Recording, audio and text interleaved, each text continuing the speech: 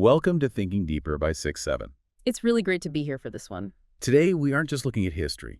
We're looking at a psychological detective story that claims to explain the very origin of God.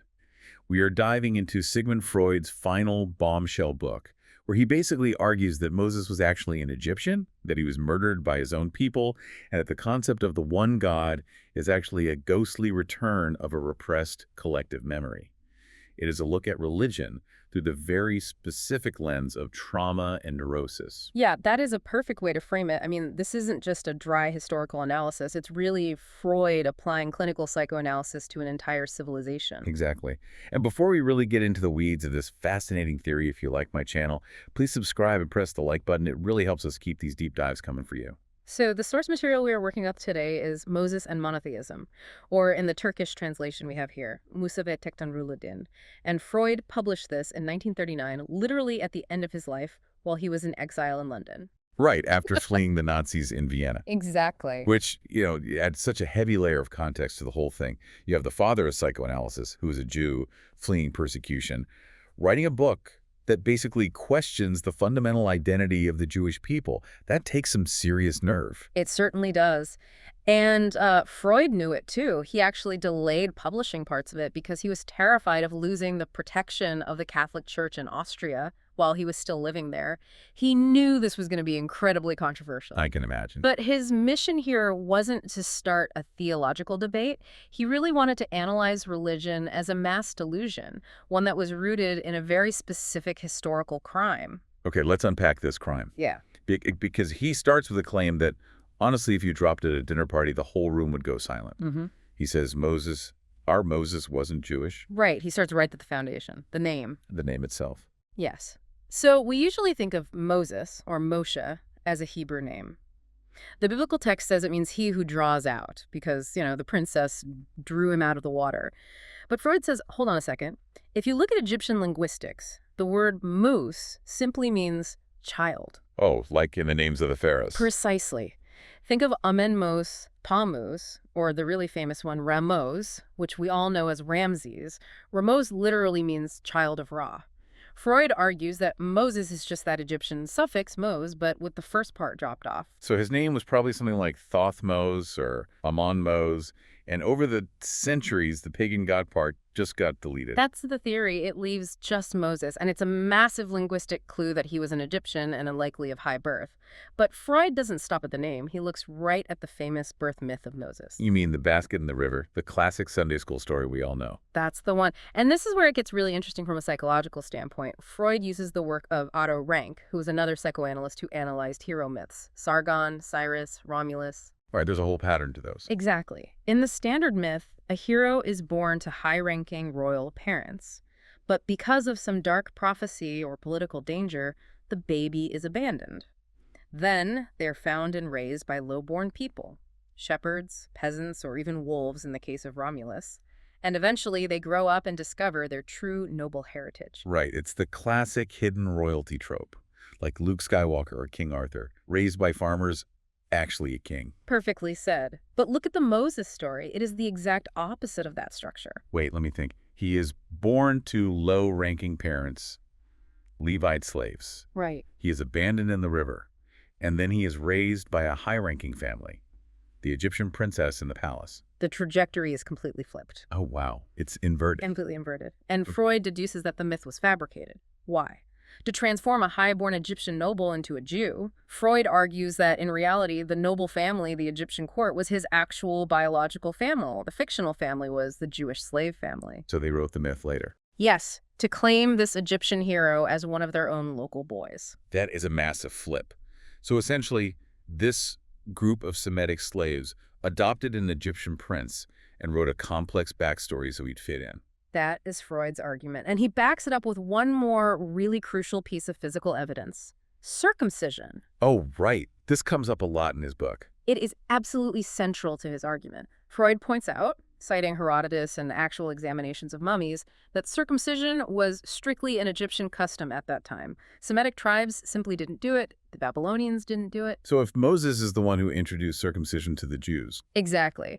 Why would a Jewish leader impose an Egyptian custom on his own people? It would basically be a badge of slavery, or at least a very foreign, painful mark. Freud says a Jewish Moses wouldn't do that, but Moses imposed it because he was Egyptian. he wanted to make them like him. Yes, he wanted to elevate this group of Semitic followers to his level, to make them holy the way the Egyptian elites were holy. It was a mark of belonging to him and his new movement. Okay, so we have an Egyptian noble, possibly a priest or even a prince, who takes a group of slaves, marks them with an Egyptian elite custom, and leads them out into the harsh desert. But why? I mean, why would an Egyptian prince leave the absolute luxury of the Nile to wander in the wilderness? And that leads us to the second main pillar of Freud's theory, the religion itself. If Moses was Egyptian, why on earth did he teach a religion that completely hated Egyptian idolatry? Right, because the God of the Bible hates statues, hates magic, hates images. That feels very un-Egyptian if you picture all the animal-headed gods and the intricate hieroglyphs. It does, unless you look at a very specific, very brief moment in Egyptian history. This is where we have to talk about Pharaoh Amenhotep IV, better known as Akhenaten. Ah, the heretic pharaoh. The very same. Yeah. Around 1375 BC, Akhenaten completely upended Egyptian society and religion. He essentially abolished the ancient pantheon of gods and established what is arguably the first true monotheism in history, the worship of the Eton, the sun disk. So Freud is saying monotheism wasn't invented by the Hebrews at all. Not according to this theory, no. Freud places the origins squarely in the Egyptian royal court. And the Eton religion was remarkably strict. It was exclusive. Thou shalt have no other gods, period. Wow. It rejected magic. It rejected the complex, bureaucratic afterlife myths of Osiris, and it completely rejected imagery of gods in human or animal form. That sounds remarkably like the Mosaic Law, no graven images. It does, doesn't it? It was a religion of Ma'at, which means truth and justice. It was highly abstract. You didn't worship the physical sun itself, but the power behind the sun, the radiation of energy. So Freud's theory is that Moses was somehow involved with Akhenaten. Yes. Freud theorizes Moses was a high-ranking follower, perhaps a governor, a general, or a priest of this specific Aten cult. But when Akhenaten died, there was a massive, violent counter-revolution. The old priests of Ammon came back into power, they destroyed Akhenaten's temples, and they literally chiseled his name out of the monuments. They erased him. Erased him from history. So Moses is suddenly a man without a country. His religion is outlawed, his pharaoh is dead, his career is over. He has this high abstract religion that he deeply believes in, but all of Egypt has turned violently against it. So what does he do? He finds a new people. Exactly. He looks at this Semitic tribe living in the borderlands of Goshen, and he decides, I will make them the carriers of this new truth. I will adopt them. So he saves the religion by exporting it. Precisely. Freud even notes a really fascinating linguistic link here. The Jewish word for Lord, Adonai, is phonetically linked to the Egyptian Edaton. So the famous cry, Schema Yisrael Adonai Eloheinu, could historically echo the ancient Adonist creed. The Lord our God is one. That makes total sense in that context. Yeah. But wait a minute. That explains the high-minded, abstract part of the biblical God. But anyone who reads the Old Testament knows God isn't always abstract and peaceful. He's also a warrior. He's a fire god. He gets jealous. He destroys entire cities. Right. How do we reconcile the abstract truth god of Akhenaten with the fire and brimstone of Yahweh? And this brings us to the darkest and really the most crucial turn in Freud's whole detective story, the theory of the two Moses and the two gods. Two Moses. Yes. Freud argues that what we read in the Bible as one single person is actually two completely different historical figures who were fused together by later editors. Okay, you have to walk us through this. Gladly. So first, you have the Egyptian Moses. He leads the people out. He gives them this highly spiritual, difficult, abstract, Aten religion.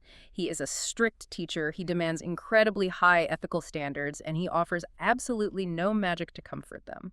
And the people, how do they take that?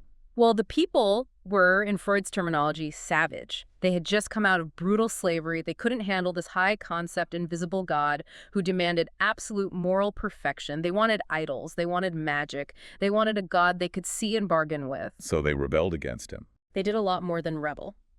Relying on the research of a biblical scholar named Ernst Sellin, who found traces of this hidden tradition in the writings of the prophet Hosea Freud, argues that the Jews actually murdered the Egyptian Moses in the wilderness. Whoa. They killed him. They killed the father figure. They couldn't stand the severe restrictions he placed on their instincts, so they rose up in a mob, killed him, and threw off his oppressive religion entirely. So the Egyptian Moses is dead. The Achen religion is gone. What happens next? They're just wandering. They go back to their old polytheistic ways for a while, but then generations later, at a place called Kadesh, these wandering tribes merge with another group, the Midianites. And there they meet a local priest, possibly named Jethro or Reuel, and he introduces them to his god. And this priest is the second Moses. This is the figure Freud calls the Midianite Moses, and the god he introduces them to is Yahweh. But this Yahweh isn't the abstract Achen, not at all. He is a local volcano demon. He is violent, he's bloody, he demands animal sacrifices. He is a god of storms and war. Which sounds a lot more like the visceral, savage god that people actually wanted in the first place. Exactly. So you have this compromise. The people eagerly accept Yahweh, the volcano demon. But, and here's the massive psychological twist, the memory of the first Moses, the Egyptian one they murdered, never truly went away. It was haunting them. It was haunting them deeply. Over the centuries, the later scribes and priests merged the two figures to hide the crime. They took the great deeds of the Egyptian Moses, the Exodus, the liberation, and grafted them onto the Midianite priest. And they took the fierce character of Yahweh and slowly, over hundreds of years, pasted the noble traits of the Aton onto him. So the God we have now, the God of the Bible, is a hybrid. A violent volcano demon wearing the refined mask of a universal God of truth. That is exactly Freud's theory. The violent Yahweh became the singular God, but the practice of circumcision which came from the murdered Egyptian Moses was kept as a sort of guilt-ridden compromise, a remnant of the old broken covenant. This connects directly to the psychological aspect, doesn't it? Because you really have to ask, if they hated him enough to kill him, why bring back his teachings at all? Why not just stick with the volcano god and be happy with the sacrifices? This is the absolute core of Freud's psychoanalytic argument. He is taking the structure of a personal neurosis, something he treated in his clinic every day, and applying it to world history. He calls the mechanism the return of the repressed. Okay, let's break that down for the listeners. How does a whole culture develop a neurosis? Freud lays it out in distinct steps, just like he would for a patient on his couch. Step 1 is the trauma. In this historical case, the trauma is the murder of the father, the Egyptian Moses. This was a primal, horrific crime. Okay, step 1 is the murder. Got it. Step 2 is repression and defense. The people eventually felt immense, crushing guilt for killing their great leader. So what did they do? They denied it ever happened. They repressed the memory of the murder completely. They adopted Yahweh to cover it up, to give themselves a new identity and forget the high moral demands of their victim. So the whole volcano god phase was essentially a massive psychological distraction. Yeah. A way to avoid facing what they did. Yes. And that leads to step 3, the latency period. For centuries, the true demanding religion of the Egyptian Moses slept in the cultural unconscious. It was there, but it was hidden beneath the surface of the Yahweh cult. And finally it comes back. Step 4 is the return of the repressed. You simply cannot keep a traumatic memory down forever. It always forces its way back up into the conscious mind. Freud argues that the great Hebrew prophets, men like Amos, Isaiah, Hosea, were the agents of this return. They suddenly started speaking out of nowhere about a God who didn't want burnt offerings, a God who demanded justice, a God who cared about the poor, a purely universal God. That's the Apon coming back. Yes, the ghost of the murdered Egyptian Moses was returning, speaking through the prophets. They were slowly, painstakingly transforming the violent Yahweh back into the universal, justice-loving God of Moses. The guilt of the murder actually fueled the need to obey the murdered father's commands even more strictly than they would have if he were alive. That is fascinating. So monotheism isn't just a divine revelation in this view. It's a symptom. It's the direct result of collective guilt over killing a father figure. Freud connects this all the way back to his primal horde theory from his earlier book, Totem and Taboo. That's the idea that in prehistory, early human tribes were ruled by a dominant, tyrannical father who kept all the women in power for himself. The sons eventually banded together, killed the father, ate him, and then felt overwhelming, paralyzing guilt. And that guilt created civilization. Exactly. It created the first taboos and the first idea of God. God, for Freud, is essentially the murdered primal father projected up into the sky, returning to demand the strict obedience they violently denied him in life. That is incredibly heavy. It implies that religion at its core is essentially a coping mechanism for managing ancient guilt. Precisely. It is what analysts call a reaction formation. We profess to love God so much precisely because we secretly feel guilty for hating the restrictions he places on our basic instincts. Okay, so where does Christianity fit into all this? Because Freud was writing this in a very Christian Europe, right, in the late 1930s, a place rife with violent anti-Semitism. Does he connect the dots between this ancient trauma and the modern world? He does, and the way he does it is brilliant, if very provocative. Freud argues that Christianity itself was a massive reaction to this ancient repressed guilt finally bubbling up in a way Judaism couldn't contain anymore. In what way? How did Christianity change the formula? He looks specifically at Paul of Tarsus. Freud basically calls Paul a man with a sheer genius for religious neurosis. Paul grasped what Freud calls the hallucinatory truth. Paul realized that the father had been murdered. Now, Paul didn't know the historical details of the Egyptian Moses, obviously, but he acutely felt the ancient inherited guilt of the primal father murder. And that leads to original sin. Yes, Freud interprets the concept of original sin not as Eve eating an apple in a garden, but as the inherited guilt for that primal parricide, the killing of the father. It is a guilt we all carry culturally. So if the core problem of humanity is we killed the father, what is the Christian solution in Freud's eyes? The solution is the Son, Jesus. The Son sacrifices himself on the cross to finally atone for the murder of the Father. It's a life for a life. Freud sees Christianity essentially as a Son religion. By sacrificing the Son, the ancient guilt is finally purged, but in doing so, the Son actually takes the place of the Father in the religion. Ah, I see. So Judaism is a father religion that maintains the guilt and the strict laws, while Christianity is a son religion that tries to completely resolve the guilt through a new sacrifice. That is exactly Freud's distinction, and this naturally leads to his analysis of anti-Semitism, which is a very controversial section of the book, but incredibly insightful given the era. He suggests that hatred of Jews stems from a few deep psychological roots. Partly it's jealousy. The Jews claim to be the firstborn, the favorite child of the Father God. So it's basically sibling rivalry on a global historical scale. Exactly. And there's also fear. He links the Jewish practice of circumcision to castration anxiety in the unconscious of the anti-Semite. It's a physical reminder of the father's terrifying power to cut and punish. But much deeper than that, he talks about what he calls badly baptized Christians. Badly baptized. What does he mean by that? He means populations that were forced into Christianity historically. Think of the Germanic tribes or other groups who are converted by the sword. Deep down, they didn't really want to give up their old instinctual polytheism.